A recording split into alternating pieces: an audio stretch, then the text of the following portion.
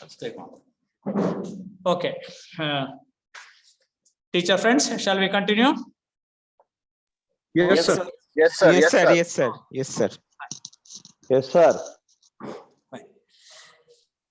Now, sometimes what happens is that a lady, even if she is exposed before marriage to such type of cigar smokes or BD smoke or any such smoke as a passive smoker, say she get exposed maybe during her college days or sometimes like that, and over a period of time she will be continuously inhaling these smoke, and once they complete their say college or something else like that, they get married normally.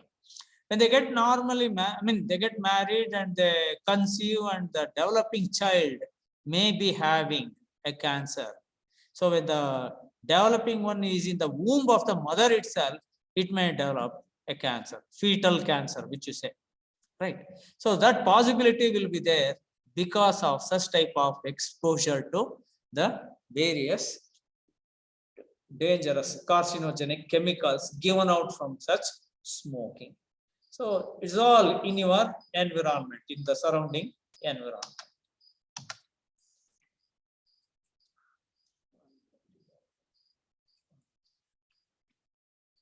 Okay, so that is why one should not smoke.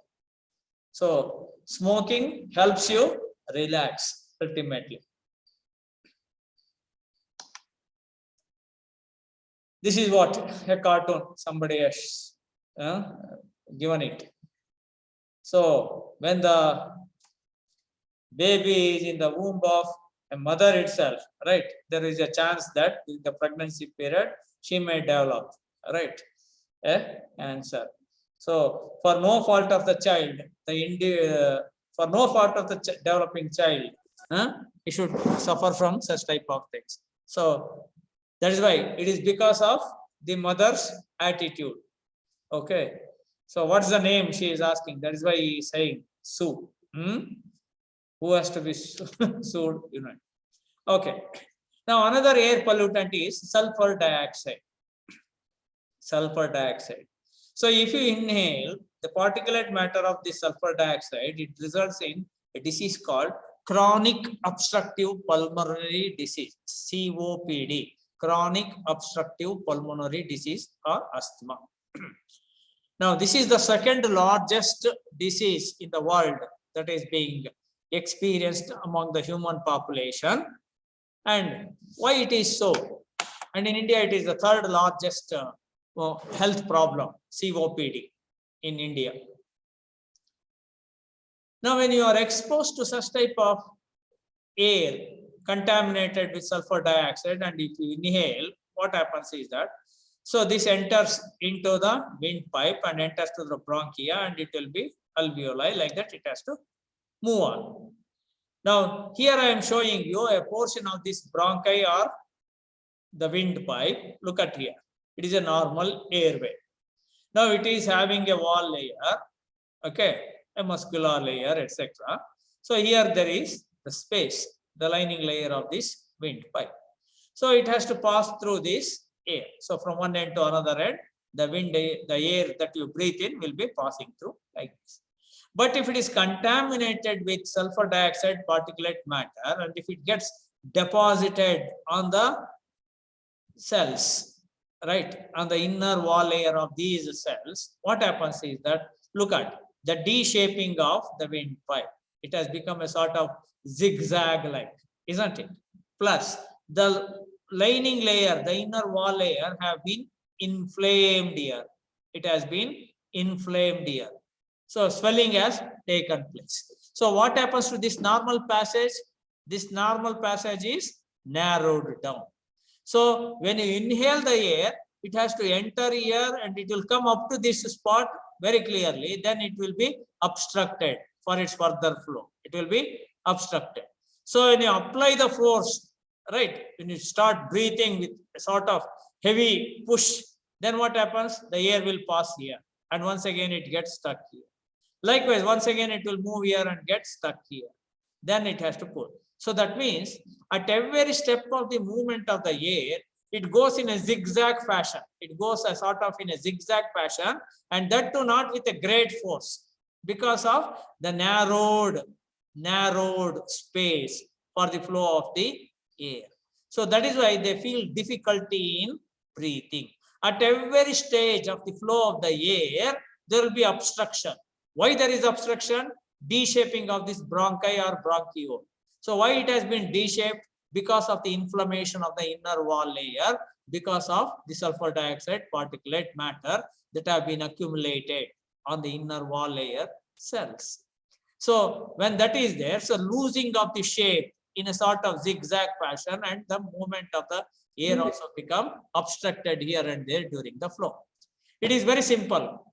Take a tube and you make it in a zigzag fashion and move the water from one side, so it does not flow suddenly straight away like as it is here in the normal case.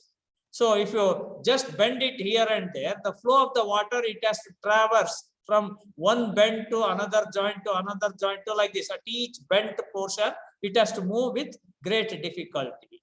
And plus, in addition to that, if the inner wall layer of this pipe-like structure, if it is deposited, the space availability for the flow of the air or the water will be narrowed down. So that is how at every stage of the flow of the air, it will be obstructed. And where this is happening, it is happening in the lungs. That is why you use the word pulmonary. Obstruction is there. And this prevails for a long period of time. Once you are going to get exposed and take in these things, so this type of what we can say problem prevails over a period of time, for a long period of time. That is why you call it as chronic obstructive pulmonary disease. Chronic obstructive pulmonary disease. So that may be resulted. Now, this air pollutant, that is when the farmers are exposed to the dust particles, particulate matters of the grains, right, their crops, whatever, when they are dressing or cleaning and all, doing all those activities. Look at here, the perforation of the lungs here and there, the slit in the lungs. So this type of the damage to the lungs is recorded only among the farmers to a greater extent. That is why it is named as farmers' lungs. It is also a sort of respiratory tract damage or a problem. So that means the surface availability for the normal metabolic activities of the lung is altered. So all these types of diseases, whether it is the grain dust, that is farmer's lungs, oxide, COPD, or asthma, or even due to ozone, all these things which are all associated with the respiratory problems are in general termed as pneumoconiosis. Now, in addition to this, carbon monoxide given out from industries, motor vehicles, they may see, suppose you go to Bangalore whenever, especially during the summer period, or whenever there is high, what we can say, the movement of the people during daytime. So morning till evening, if you are exposed yourself amidst of that population, by the time when you return evening, so you feel lot of dizziness or headache. It is because you are in a place of environment where there is no much pollution, and suddenly if you get into a place where there is high population and busy area with what a greater pollution and everything, so naturally will develop headache or dizziness. So likewise, when there is a larger amount of sulfur dioxide in such areas where there are metallic ores and other activities are being carried out, you develop the irritation problem with your respiratory tracts. So even chlorine, right, which is erupted from the volcanic eruptions, may also cause about respiratory ailments and eye diseases. But as compared to these things, as I showed you earlier, the other types of things are to a greater extent. Sometimes you may also see the cadmium as a source of pollutant. So the refining of metals, so various industries like batteries and other things, including even cigarettes, are also a great source of cadmium. They give out certain chemicals called cadmium. So when you are exposed to such type of cadmium, so you develop cadmium toxicity. you will be developing cadmium toxicity, right? When cadmium toxicity is there, right, so it causes what we can say the renal damage, right, kidney problems and other things. Even when suppose you are going to have a new home or a new paint in your home, so newly painted home, when you enter the room, you develop you feel a different smell, right? If you inhale that smell over a period of time, remember you develop this disease, that is cadmium toxicity, because these paints may contain this cadmium. So it results in a disease called Itaeto disease. The term Itaeto is a Japanese word. So in Japanese or in Japan language, Itaeto means painful, very painful. Oh, like that they shout. So it is an intolerable pain that one is going to develop. What happens when you are exposed to such type of cadmium toxicity is that you develop a brittling bone. Brittling of bones is going to be resulted. 1 minute. Look at this. Brittling of the bones is going to be resulted. That is, bones lose their shape. Deformities of the bone is resulted. It may occur in the spines also. So leg pain is very common. So brittling of the bones takes place. So even if anybody just touches your hand or anything else when you are affected with this cadmium toxicity, so it will be broken into pieces like. So that way it becomes very weakened and you develop frequent fractures as the bone becomes very, very weak. And the people who are having such type of cadmium toxicity, they walk like a waddling gait. Waddling gait. Just like a pregnant woman will walk, right? So likewise, that movement you call it as a waddling gait, like you start moving. It's all because of the cadmium poisoning. It not only affects these bones, it may affect even the central nervous system, kidney and other parts. And when you are exposed to certain gaseous components given out from industries, the best example would be methyl isocyanate gas in Bhopal. You know it.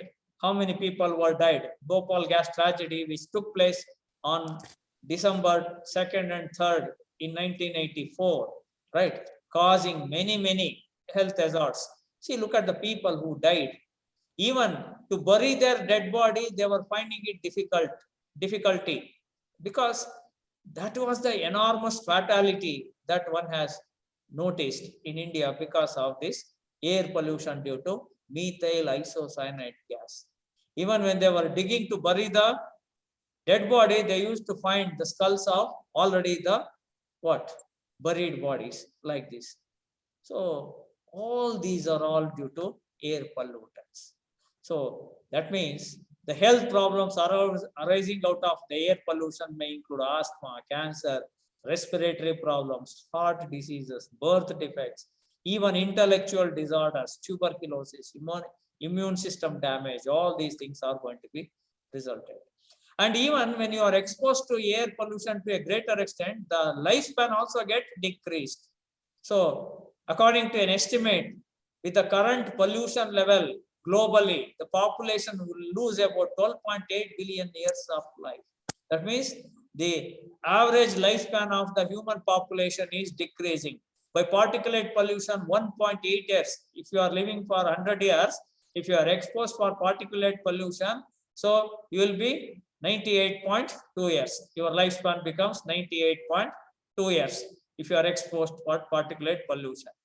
Additionally, if you are exposed for smoking, another minus 1.6 years.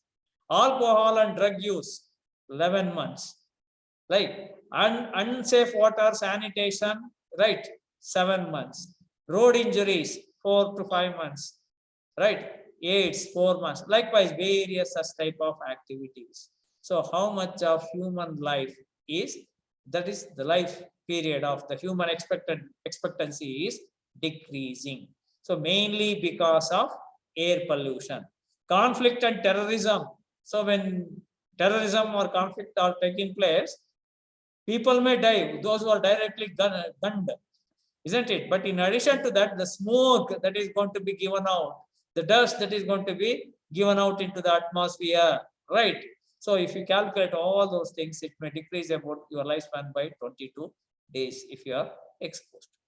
So after air pollution, we know that water pollution. Just I will brush up a few slides.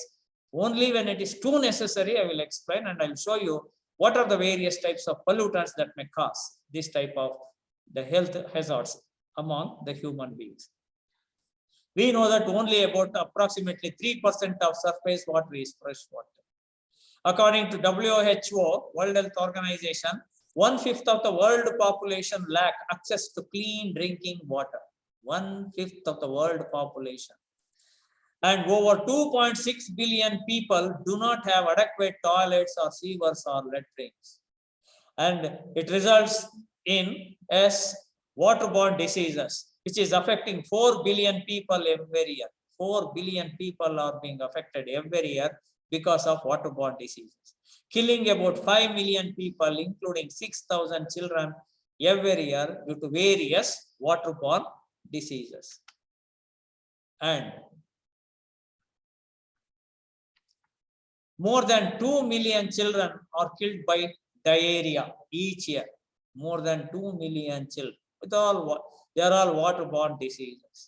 We know that Earth is the only planet which is having these trees, greenery, right? And there should be sufficient plants or vegetation to sink this carbon dioxide, isn't it? So the rainforests are there which act as these things. And not only that, these forests are helpful in maintaining the hydrologic cycle or water cycle. That is the normal amount of the precipitation or rainfall that has to take place on this earth. And the demand for water will double in the next 30 years. See, in 1940, this was the demand, 1,000 cubic kilometers. But if you look at by 2020, the demand has increased to 9,000 cubic kilometers of water for consumption or for domestic purpose. Now this is continuing because the population is increasing. So that is why when global urban growth set to add more than 2 billion additional people by 2030, it has been projected that our cities will expand. So approximately about 50% of the global population, that is about 3.9 billion people live in cities. So that is why in urban areas, the problem of water has become more and more acute. Water crisis is started taking place in most of the urban cities of the world because people are inhabiting the urban areas more and more. And by the end of this century, probably between 60 to 92% of the urban population will be growing. Now, this results in what? So if at all you are using 1 liter of water, now over a period of time, it has been, right, over a period of 60 years, it has quadrupled already. That is, instead of 1 liter, 4 liters as is in the demand. That means if one person is using 1 liter of water, now 4 people are using 1 liter of water, right? Now if the trend continue to be like this, right, another 80% of the demand, right, will be increasing by 2030. So in other words, people will find difficulty in what? Finding a clean, accessible, fresh water for livelihood. Now, water is getting polluted mainly because of the various sewages, whether it is domestic waste or the industrial sewage water or something else like that, or even through transportation.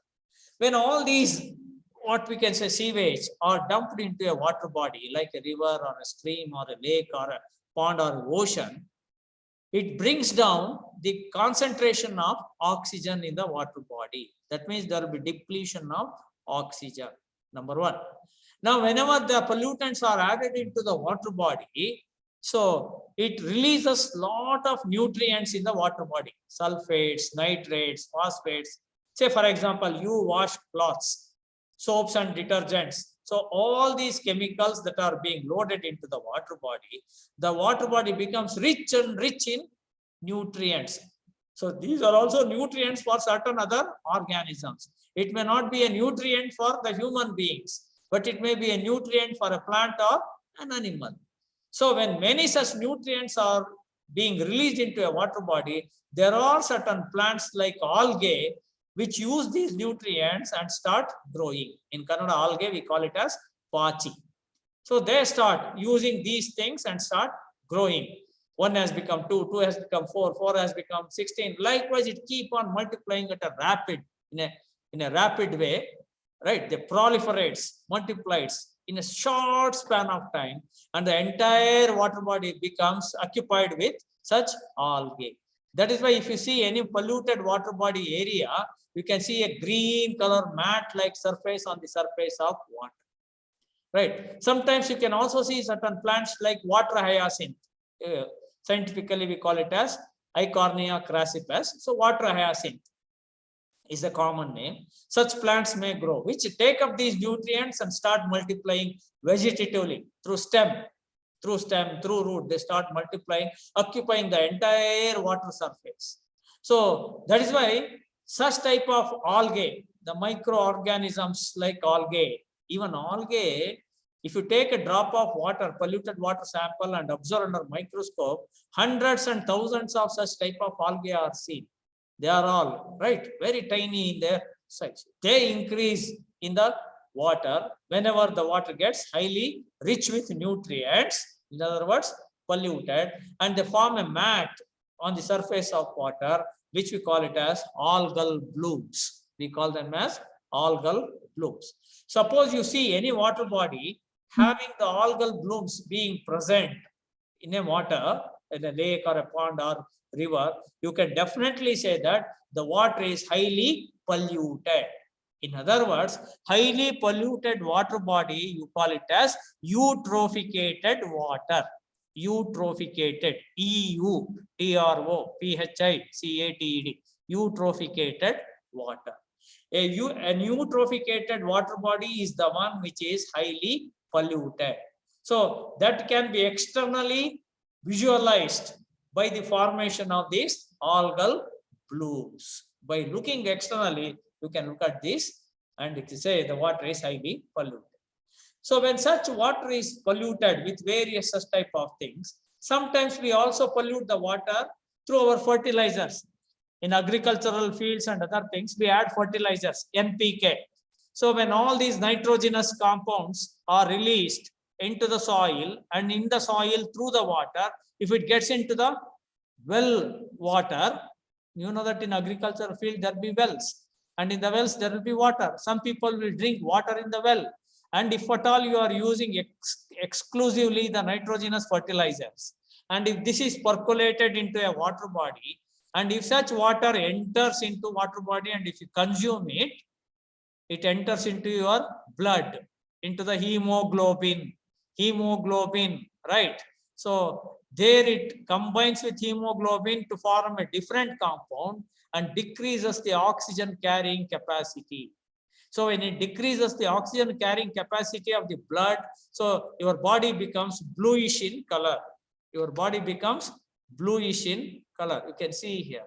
So such type of blueness can be seen around the mouth, hands, feet, etc. So this is even medically termed as cyanosis. Cyanosis, C-Y-A-N-O-S-I-S. So cyanosis, S-I-S.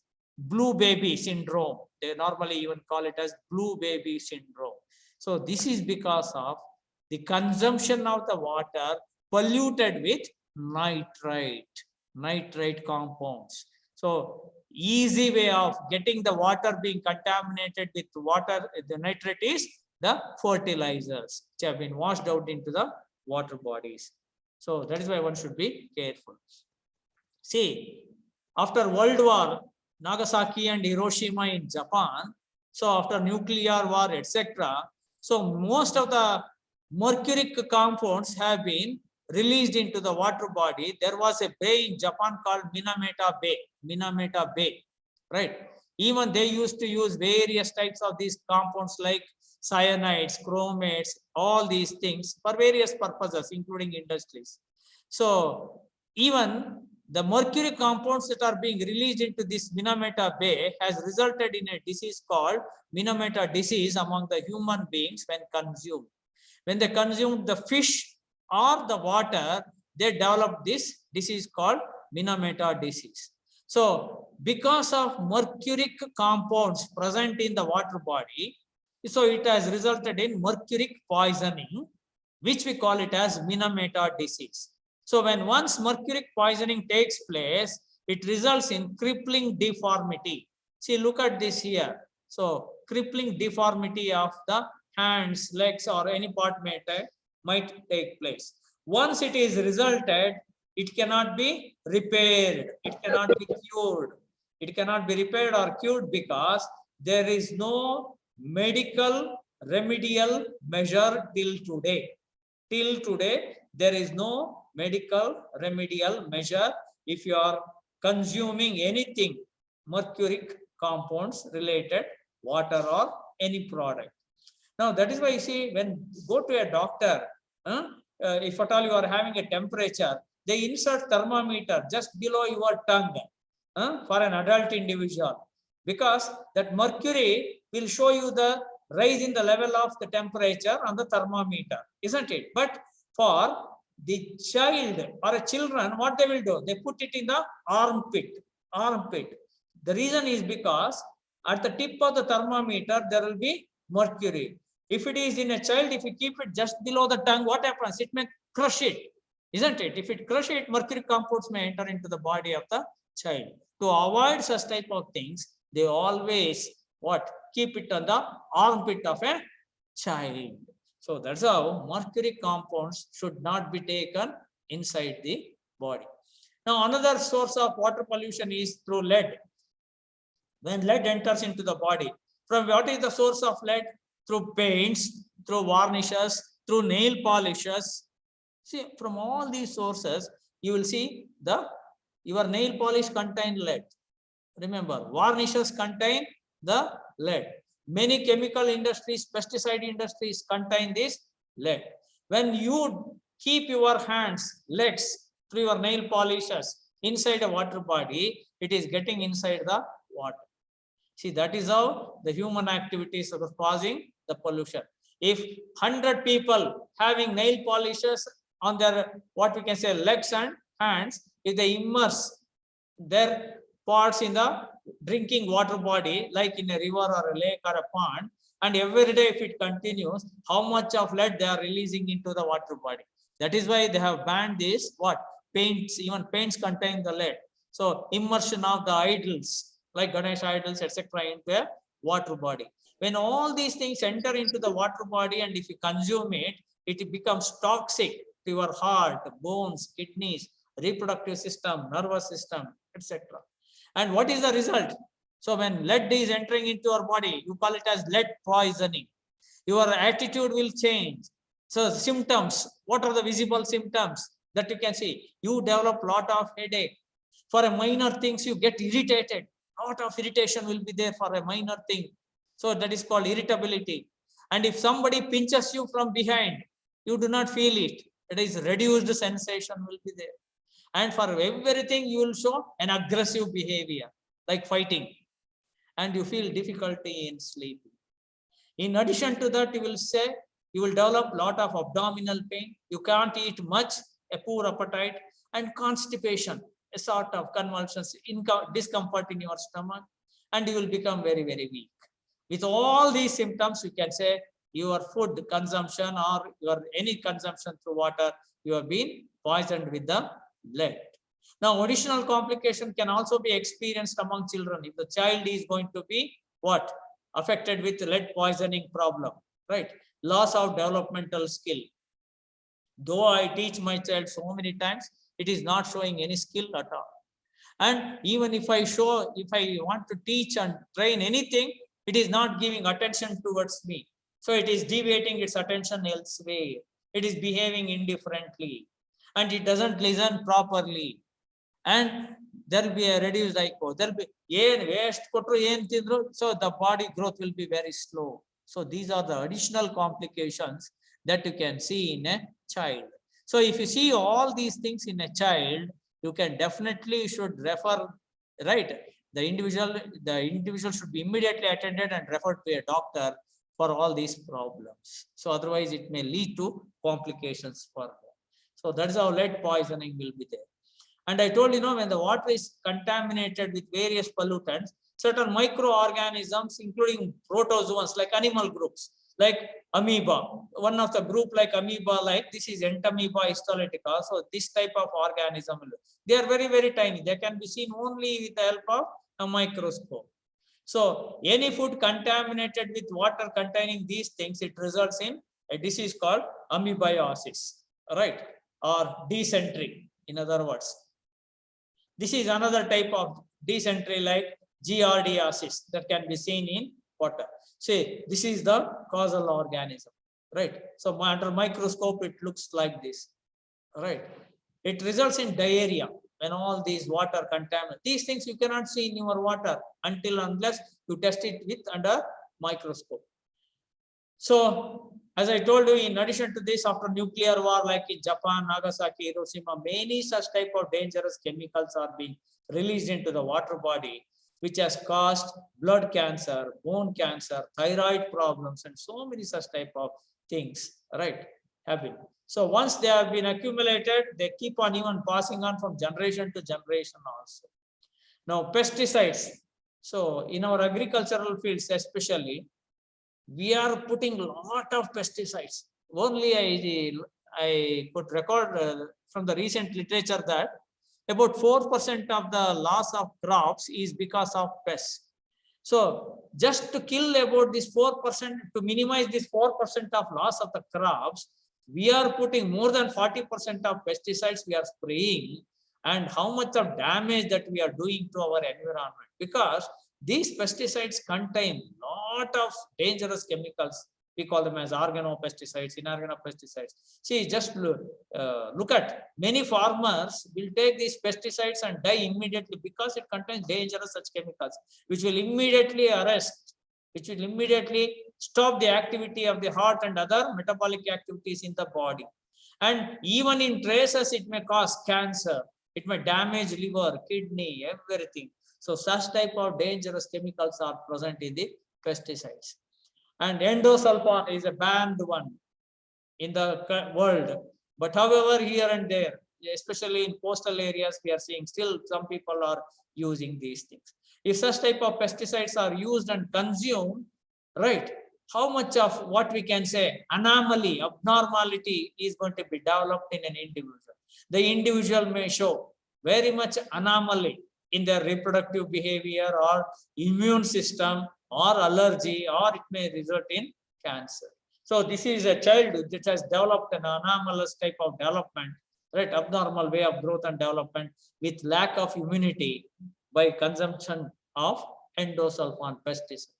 So it may be through water, it may be through food, it may be through any such type of things. So that is why one should not use too much of pesticides.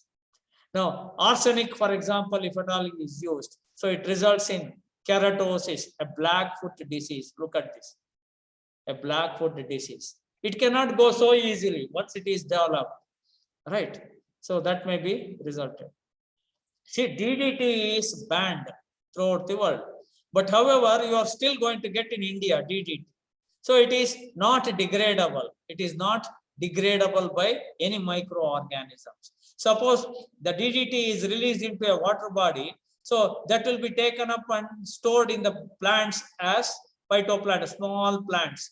So its concentration, say it is just a file photo I am showing you, how much of concentration get accumulated in the food chain, from one organism to another organism, one living entity to another living entity. See, the food accumulated is about 0.025 in small, tiny, microscopic plants. These are the microscopic plants. And the same microscopic plants, when they are eaten by the small microscopic animals like zooplanktons, see, its concentration keep on getting increased. It accumulated 0.123. When these are eaten by small fishes, its concentration increased. And when these small fishes are eaten by large fishes, its concentration increase. And when these fishes are eaten by fish-eating bird, concentration is increased. When this is eaten by man, varies from man to man. Once again, the concentration increases. So this type of increased accumulation of the concentration of the pesticides or any such chemical in the food chain is called biomagnification. We use the term biomagnification. It is never for the betterment. So that is why nowadays you look at everywhere people are giving attention. I want zero farming food, organic food, zero farming food, organic food.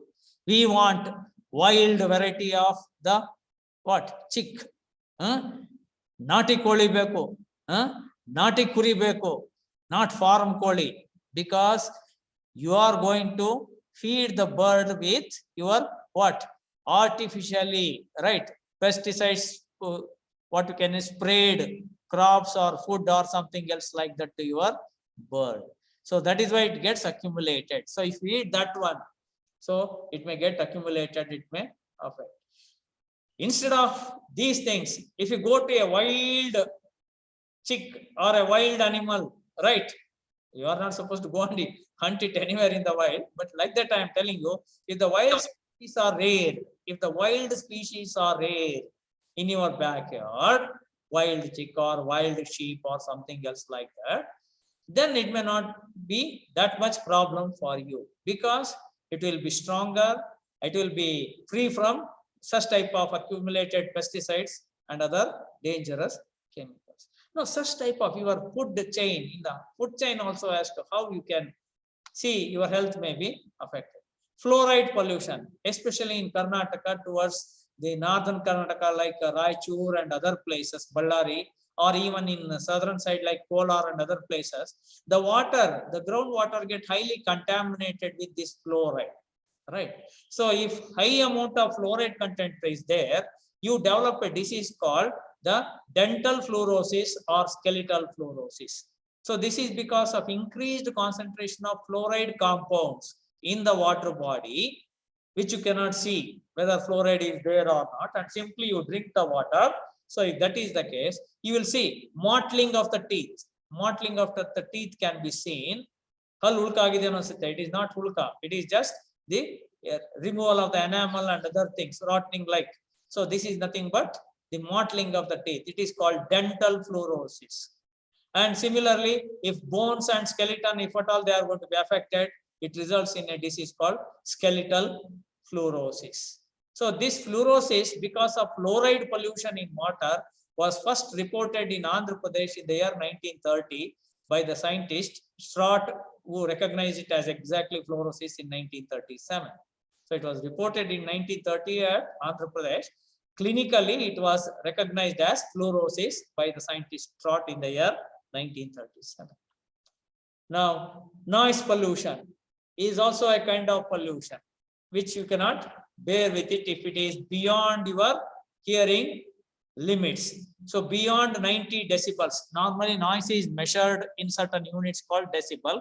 Beyond 90 decibel of noise, if at all is there, it may impair your what? Tympanum, or you can say internal ear. So you may experience hearing damage. It may cause noise pollution, may cause even psychological, physiological and pathological disorders, right?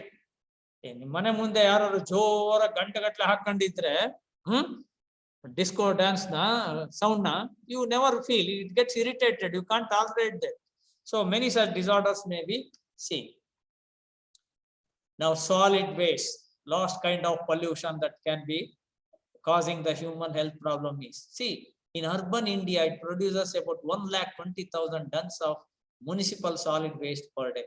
That is, per capita is about 0.8 to 1 kg per day.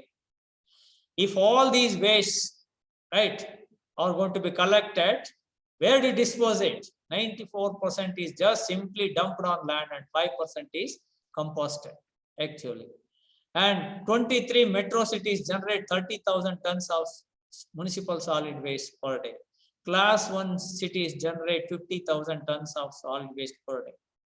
And every year you are producing more than 50,000 tons of fly ash and more than 50,000, 190 million tons of fly ash, and 50,000 acres of land is required for disposal of fly ash. So look at this enormous land requirement for disposal of waste. If these wastes are generated like various kinds, municipal waste, agricultural waste, industrial waste, biomedical waste, e-waste, radioactive waste.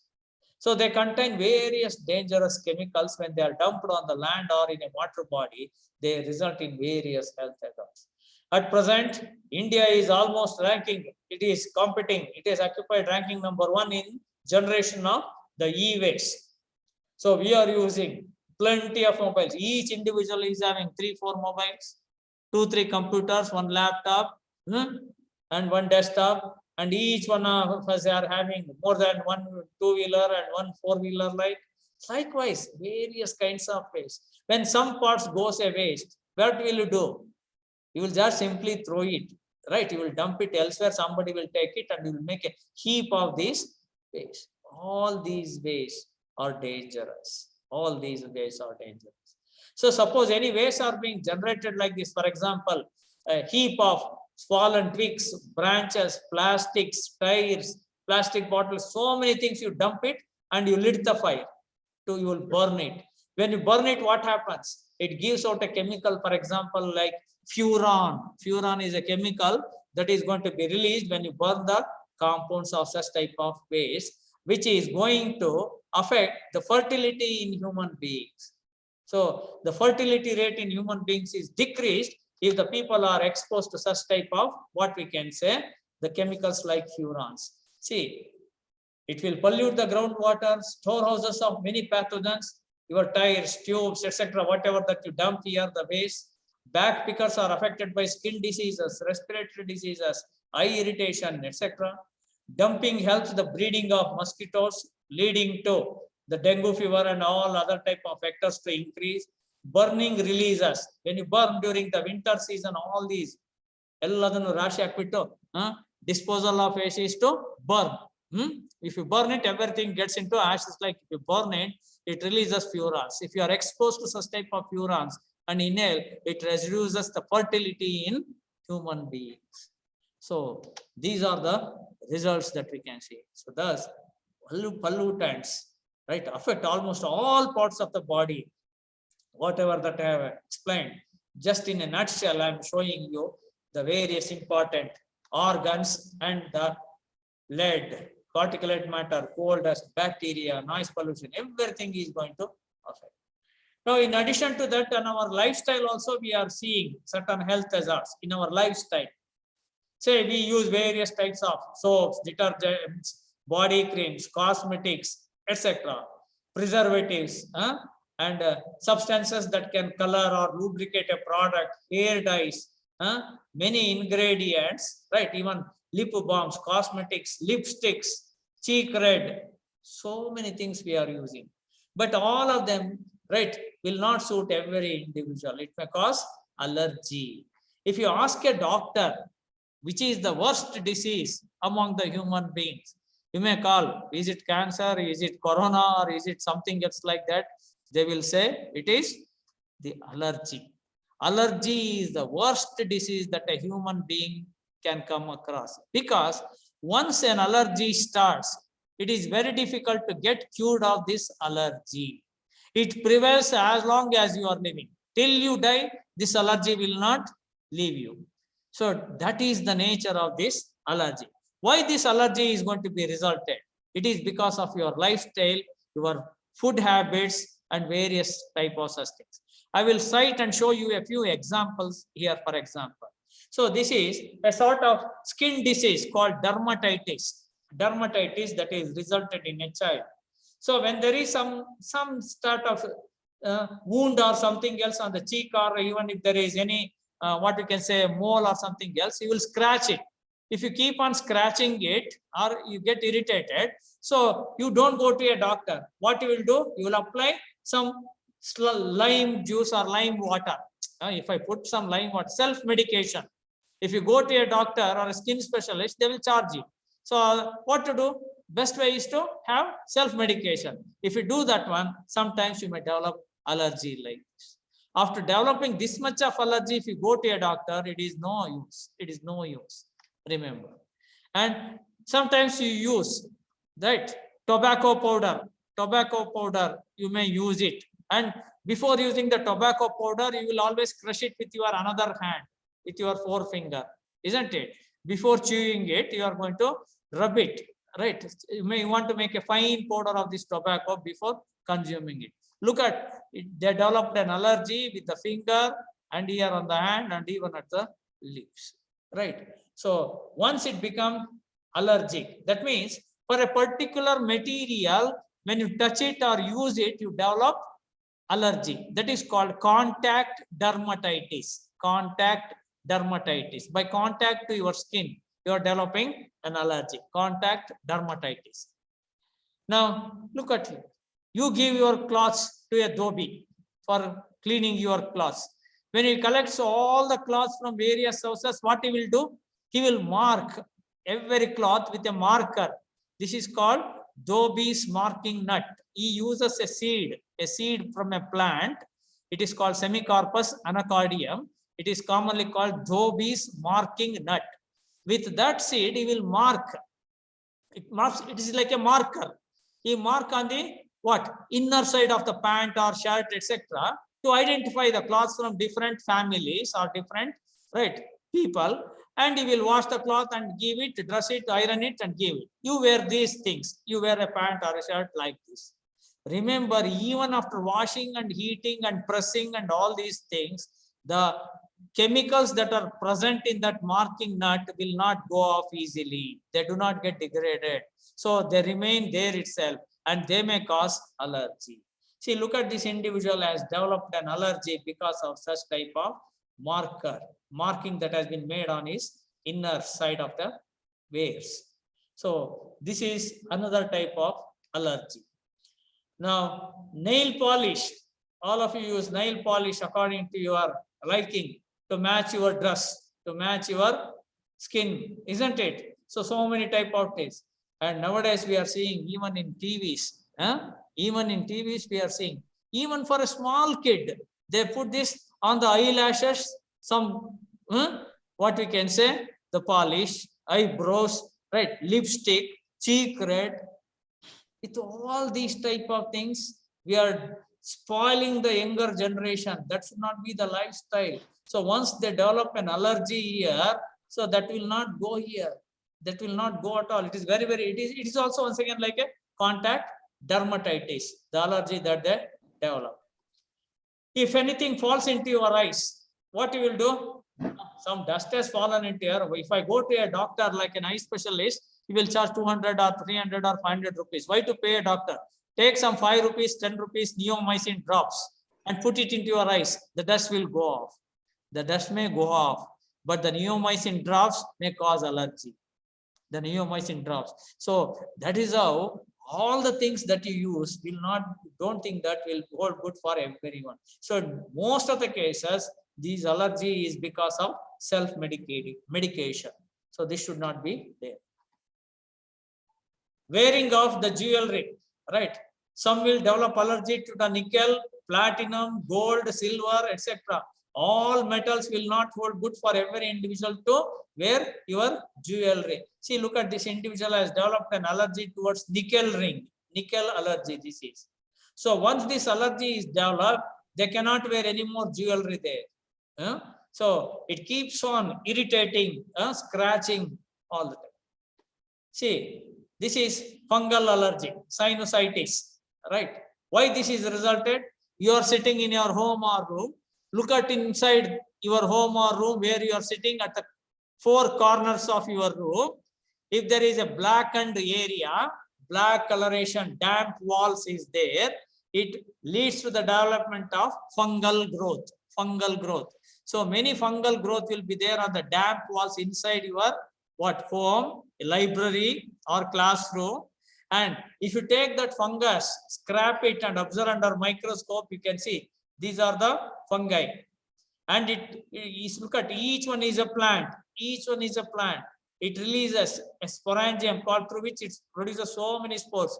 Millions of spores are being released, black colored, green colored, even blue colored, various colored brown spores are being released here. So if this fungus itself is microscopic in nature, which you cannot see in through your naked eyes. And remember, the reproductive units of this is these spores. They are still microscopic, submicroscopic, ultramicroscopic. If these are released inside the indoor environment, they are floating, simply floating in the air in your inside environment or indoor environment, and you inhale. When you inhale these things, if these spores get developed in your nose or any further portion of your windpipe, so it starts developing allergy. So allergic may result in such type of diseases. That is why your indoor environment should be clean. It should not have any damp walls in your house or room or bedroom, wherever you are living. If you look at these types of any fungal growth with blackened coloration or any such type of things, try to see that it should be removed or eradicated. Now, once again, this individual, this is due to the contact of Parthenium plant. With his bare hand, he has weeded out many Parthenium plants. It started developing allergy, right? Skin allergy in him.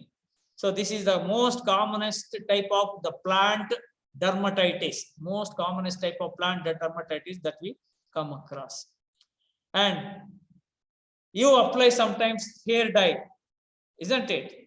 So when you apply hair dye, whatever it may be, whether it is synthetic or natural or anything, sometimes you may be allergic to such type of hair dye. So it will irritate you. Now, usage of certain, what we can say, rubber slippers, right, in your footwear, soft, like you wear, so you see it has caused allergy. Usage of rubber. Now, this is among the workers, cashew nut workers. The cashew nut, when they want to remove it from their seeds, when they want to remove from the fruit, if they do not wear the gloves, the oil contents present in that fruit and the seeds may cause allergy. Say, look at in a nut factory, an individual, a laborer has developed this much of allergy. They can't touch anything. Throughout the lifetime, they have to be with the same type of thing. They try to minimize the pain and the burning sensation, but it is not that easy. So such type of allergy one should not develop. Suppose you go to a Bata company, Bata shoe company or a slipper company, the rate will be very high. It is very costly. Slippers, isn't it? $299, $399, $899. So instead of paying that much, if you go to a footpath for 20 rupees, 40 rupees, you get one pair of slippers. Likewise, we think in terms of that cheapest material and we go for such type of things and wear these things, and it may cause such type of allergy. Because most of these rubbers and other materials, when they are recycled, resynthesized, etc., if proper care has not been taken care of, right? So they may also result in such type of allergy. So recycled materials, right, before usage of these recycled materials, one should be very, very careful. See, suppose you go to a branded textile shop, ask for a banyan, isn't it? They say it is 100 rupees, 120 rupees. But in footpath, for 100 rupees, you get 5 banyans, 6 banyans, half a dozen. They are all from recycled materials. If it has not been done properly, you may develop throughout your body an allergy. So likewise, one should be careful before consumption of the recycled material. I'm showing another. See, nail polish. They applied this pink colored nail polish and it has become allergic. It has been, see, look at the entire thing, oozing of blood inside the nail as well as these things, and it has become leading to a pus-like formation. So many things. So it irritates. So they keep on scratching it. So once it is there, they need not have to apply any more the nail polish. Permanently, it will be there. So very pathetic to say that nowadays, the younger generation I'm telling you, because we, the teachers or parents, should be aware of this fact that, look at when we send our children to our schools, I am seeing, the child comes home back and insists upon that she too also wants to dress very neatly. Dressing neatly is good, but applying makeup, to do makeup, it applies this lipstick, nail polish, all these things. Once I asked a child, why do you do all these things at this age? She told, the child replied, my ma'am also will come like this. I too also want to go like my ma'am. That means the children are the one who are the sincere followers of their teachers. If the teachers, whatever the way they dress, whatever they make the makeup, the same way the children also want to emulate or follow. And this is how it has resulted. Nowadays, most of the young minds, young children are being suffering with such type of allergies because of such type, because they are not knowing about what is this allergy, what is this allergen, what is this chemical, what is this paint, what is this polish, all these things they are not aware of it. Somebody says it looks beautiful, it looks very handsome, something like that they will say. That is why they want to apply. So for whom you want to give advice, for whom you want to educate, teachers are the one who are the best to educate their children or children, isn't it? So this is what is going to happen. See, some of the chemical allergies also that may develop. Always remember, in your body, you may develop red skin. If it is there, you feel that you are something allergic. If you develop any scaly patches or any patches that can sort of give blisters that ooze out, or burning or itching sensation if you are developing, swelling of the eyes, face, or genital area even, right? Hives like something like the swollen areas, some sensitivity. Some of the people, when they apply this kumkum on their forehead, they may develop allergy. Sometimes when they are exposed to sunlight, they are feeling sunburn, isn't it? So all these are all the allergic reactions and symptoms that you can see due to certain chemicals. See, even in the body, you can see a reaction, even sometimes for certain injections. That is why doctors, before giving any injections or any medicines, they will give a test dose, isn't it? So if they are finding any such type of reactions on the body, they stop it, they do not give it. So that is how one should try to. Penicillium doesn't hold good for all of them. Some of them are allergic, they may develop rashes like this. So that is why one should not go for self-medication. So instead of using the clean cloths, handkerchiefs and other things to wipe out your mouth, nowadays you will come across tissue papers in the market. Many kind of tissue papers, including recycled material. From the recycled materials, the tissue papers may also be made up of. So usage of such tissue paper as wipes. Look at this baby. What is the allergy that she has developed because of the usage of the baby wipes? So instead of using a clean cotton cloth as a handkerchief or a napkin, you could have asked your child, instead of, no, why do you carry? We can use this tissue paper, use it and throw it there itself. Easily we can dispose like this. Who will wash every day the napkin or the handkerchief? This is what is the lifestyle. So skin allergies may be developed either due to drugs or cosmetics, or even due to climatic conditions changes or varying temperatures. Even usage of various soaps, detergents may also cause the various allergies.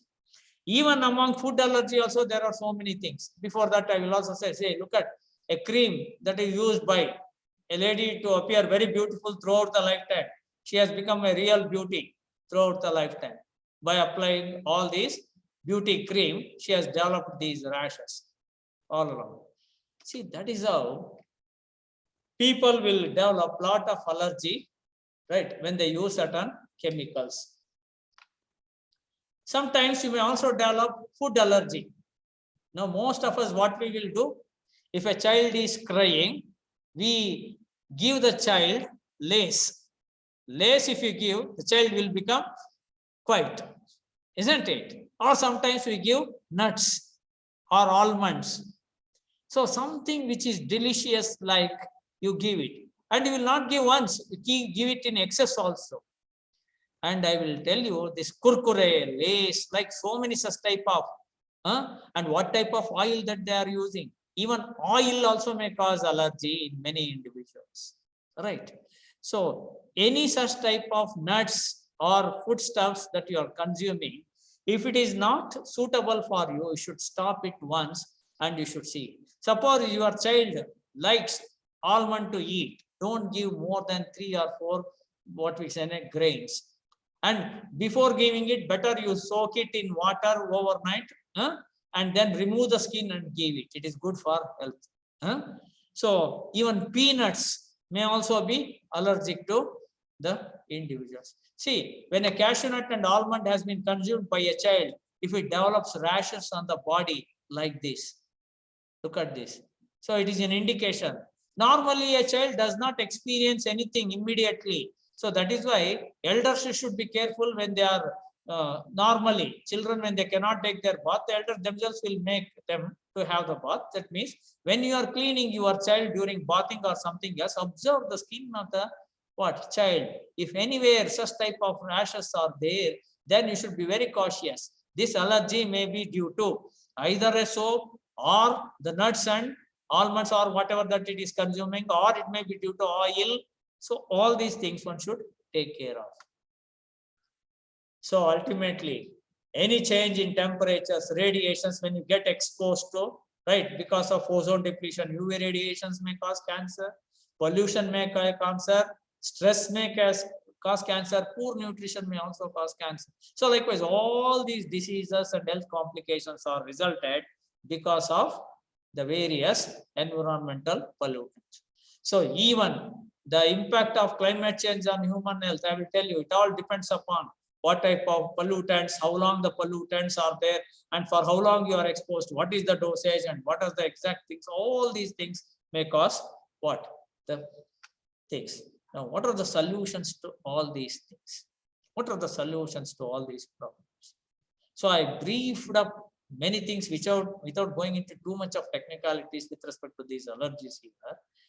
But ultimately in environment, what type of environment we should have? If you want to live in a healthy environment, right, we should have safe, adequate water, a clean water, a safe, adequate water. We should have a hygienic environment, free from pollution or minimized polluted area. And we should have a good sanitation in and around area. If you do not stress upon these things, definitely you cannot create a healthy environment. So the healthy environment depends upon how you live, how you keep your environment, how you interact with your surrounding plants and animals, how you have your lifestyle, how would you like to change others' lifestyles. We cannot say everybody's lifestyle, everyone. We can't change the lifestyle of our own children. That is different. But still, we should try to create that awareness among each and every individual as to what type of, what we can say, environment or food or the surroundings that we keep in or we use in, we can keep a clean environment and a clean health or a good health. Otherwise, I will tell you what happens is that if your environment, your immediate surrounding gets polluted either with water or with air, many microorganisms or germs or disease-causing organisms, pathogens, in other words, in one word, pathogens, will keep on increasing, invading, inhabiting, multiplying, and resulting in various diseases. So that means our environment, if at all, has to be clean. If our health has to be clean, right? Our air should be clean, our water should be clean, our area or land surface where we live in should be clean, and we should know how to manage the waste that is being generated and how to live a happy life, how to lead a happy life with indigenous food material, clean good material, your lifestyle. So never be fascinated with what? Colored peanuts, colored almonds, right? Colored vegetables, something like that. So chemically added colored foodstuffs of substances will damage your what? The health. So, and also, as I told you, don't become too much modernized. Try to be as natural as you are. Don't try to apply too much of cosmetics and other materials to appear beautiful. You yourself, you should feel that you yourself is very beautiful. External beauty doesn't prevail for a long time. Try to be beautiful with your heart. You know that there is one, I think it is a saying from John Keats, truth is beauty, beauty is truth. A thing of beauty is joy forever, isn't it? So that means mentally you try to be true to your heart, true to your lifestyle. Don't copy it from others. Don't copy it from others. Don't emulate others, right? No need in your environment. Be natural as you are, right? And occasionally, if you dress up with something, okay, even in the occasional also, there are people who have developed allergy with the usages. If somebody comes in that way, this way, don't also go. If somebody, see, nowadays I've seen somebody will go with half pant and a bunion or a t-shirt or something and get themselves exposed, whether it is summer or winter or whatever may be the season. Do you know, when they get exposed like this, they get their body, their skin gets exposed to sometimes even the pollen grains or the high temperature or the high light intensity or the pollutants, invisible pollutants in the atmosphere, by virtue of which they may develop allergy. Once they develop allergy, they learn to what? Cover their body with full arms and full legs. See, instead of experiencing something bad thing and following your what? Safest way of living, try to be. Prevention is better than cure. That is what one should follow, one should advocate, one should inculcate, and one should encourage. So then only you can definitely live in a healthy environment and to keep yourself healthy and fit. Exercise yourself. Your homework, I will tell you, your homework itself is sufficient enough for you to keep yourself healthy. Walk every 1 or 2 kilometers every day to bring vegetables, to bring grains, to bring something else like that. So cycling, you can do it, good for health. Don't burn petrol. Once again, it may cause pollutants, right? It may release pollutants. So all these things ultimately, precisely to say is that have a simplest way of living, right? Simplest way of living with what? A good hygienic environment and a nutritious rich food material, not adulterated food, not colored and what attractive foods, right? Your own food material, if you can use it, definitely you can have a healthy life. So additionally, I always stress upon, try to have as much of vegetation as possible in and around you. If you keep on what? Deforesting your environment to get a pure oxygen, remember, a day may come like this. So if you don't get pure oxygen, you have to go like this. You know it already because of COVID. What is the value of oxygen cylinder? Isn't it? So thank you all for your patient listening. And I could stress upon only taking examples here and there from a few aspects of various kinds of pollutants. I wanted to ultimately give you a glimpse of the impact of environmental pollutants on human health. So thank you very much for your patient listening. If you have got any doubts, any clarifications, you please ask me. You are welcome. Thank you.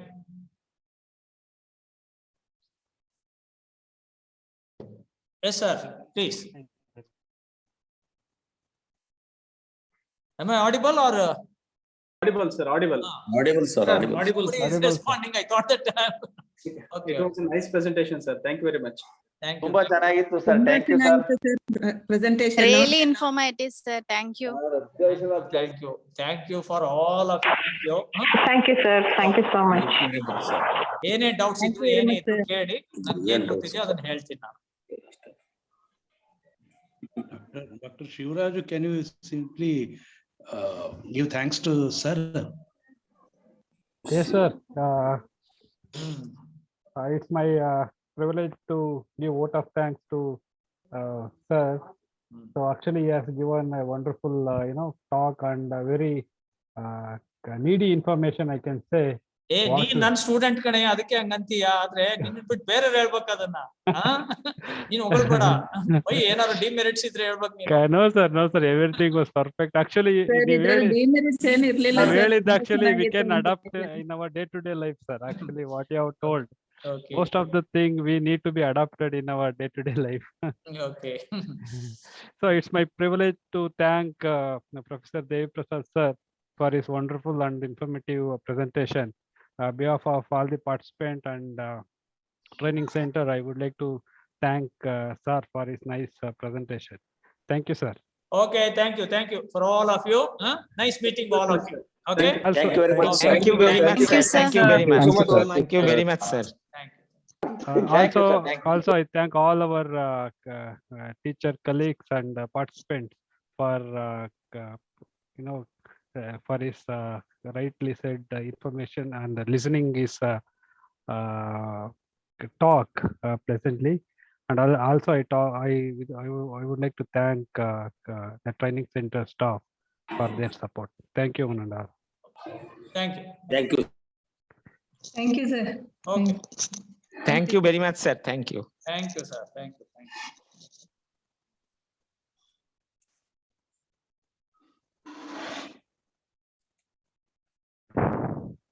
Sir, any announcement from HRDC? I think nobody is there. I think there may be no announcements or anything else. Okay. Okay, thank you, sir.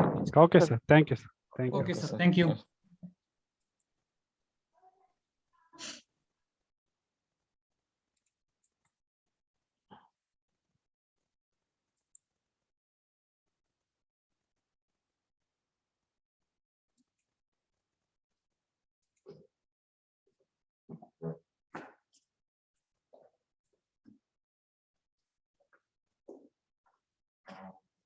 Thank